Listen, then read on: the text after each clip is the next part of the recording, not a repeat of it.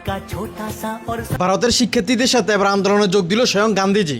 सा और सरपट उनकी चाल रे। গান্ধীজিকে দেখে কবি রবীন্দ্রনাথ ঠাকুর আর কবর বসে থাকতে পারলেন না, উনিও এই আন্দোলনে যোগ দিলেন। ডিপ্রেশন। শুধু তাই নয়, এদের দেখা দেখি এখন স্পাইডারম্যান, সুপারম্যান, ব্যাটম্যান যত ম্যান আছে সবাই একসাথেই আন্দোলনে যোগ দিছে। পুলিশ এক প্রকার বাধ্য হয়ে অনেকজনকে অ্যারেস্ট করে নিজের গাড়ি করে। এরপর কি হয় দেখেন।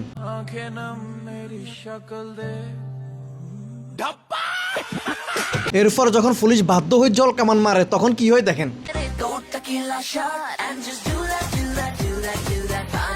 এ পর্যন্ত তো ঠিকই ছিল, যখন বিহারিরা রাস্তায় নেমছে তখন খেলা আরো জমে গেছে। তাদেরকে আটকানোর জন্য পুলিশ ব্যারিকেড দিছে, ওই ব্যারিকেডের উপর রোডেও ফোলাফানে একবার জ্বালাই মিছিল জ্বালাই গরিদের। আরেকজন তো যাই ডাইরেক্ট পুলিশের কর, ভাই সাহেব টিয়ার গ্যাস নেই है क्या? सर टीयर गैस की व्यवस्था नहीं है, कुछ व्यवस्था आप लोग नहीं करते।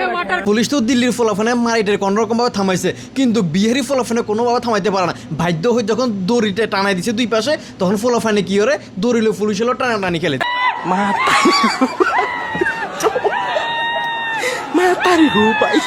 দেখছেন অবস্থা। আরেক বাঙ্গি না দিতে ইচ্ছে করে টিয়ার গ্যাসের ভিতরে ঢুকিয়ে চাইছে এটা টেস্ট কেমন। एवरीबॉडी, आज मेरा ही गलती हो गया, आंसू गैस फेंका था पर कभी टेस्ट नहीं किए थे कैसा होता है, जाके खुद घुस गए धुआं में और बड़ी कड़क मार लगा। অবস্থাটা দেখছেন। ও अलग ही लेवल का बंदा था। মানে এদের টিয়ার গ্যাসের টেস্ট পরীক্ষা করতে গেছে শালার। আরেকজন তো পুলিশের হাতে তুলে হ্যান্ড মাইক লই, ওই হ্যান্ড মাইক হাতে পুলিশের গালি দেয়। बहन के लोड़े पुलिस वाले, ये बहन के लोड़े हमें मार रहे हैं, गाड़ी में से निकाल के लेके आए, रंग रंगी वाली गाड़ी ने उसमें से निकाला मस्त है। চিন্তা করছেন এদের অবস্থা। অবশেষে সারা দিনে ক্লান্তি দূর করার জন্য রাতের বেলা তারা তাদের প্রিয় সঙ্গীতের গান শুনে।